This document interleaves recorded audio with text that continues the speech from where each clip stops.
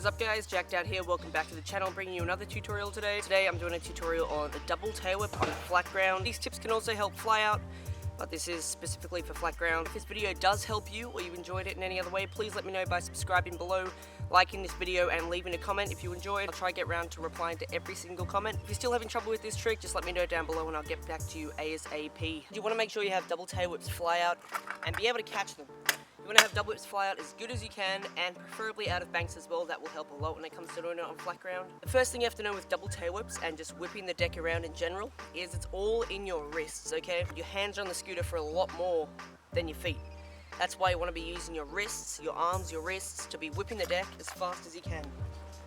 And that way you're going to be able to get the deck around as fast as possible and be able to catch it and roll away. So what you want to practice a lot before even attempting the trick is just whipping the deck around using your handlebars with your wrists, okay? So you kind of want to do this motion, just practice doing that and bring that onto your bars, and you want to wrap your hands around the grips and try and do this motion while you're tail whipping. And it'll kind of just slowly whip around your deck, and notice how I'm not using my upper arm at all, it's all in my wrists. And when it comes to the foot placement for attempting this trick, you want to make sure you have your toe wrapping around the end of the deck just like this. And that way you're going to be able to kind of scoop underneath it and whip it around really fast.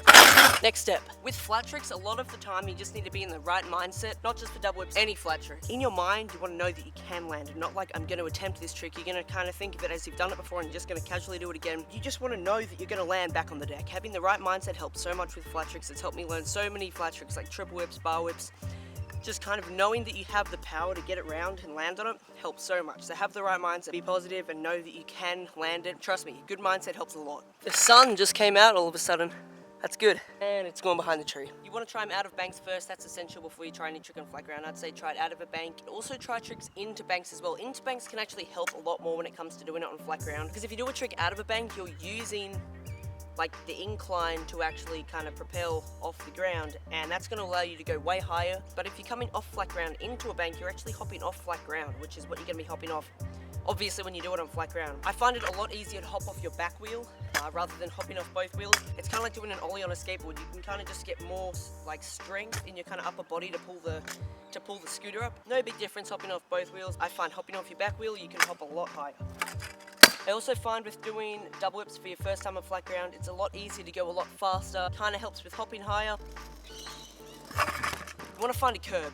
Finding a curb about this high, about like a little bit higher than your forks or around forks height, is a perfect size curb or ledge to try the trick off. You want to try double whips off something about that size first. That's when you want to take it to like a slope. Practice the trick heaps where the slope is a little bit bigger and go higher and higher up the slope to a point where it's basically flat ground, or even something this big. Doing it from here to here, that is like a tiny bit of ground difference. This is a little bit higher than this. Even doing it off something like that, it's not easier than flat ground, but in your head it's easier. So if you can do it on something like that, trust me, you can do it on flat ground. Have the right mindset, be focused, be positive, know that you want to land back on the grip tape, have your toes kind of wrapped around the deck, ready to kick it, and as soon as you get airborne, you kind of want your kicking foot to follow through with the rotation, have your catching foot out ready, kind of so your legs are spread apart like scissor kick in the air. Use that first tail whip motion as momentum for the second tail whip motion, like this.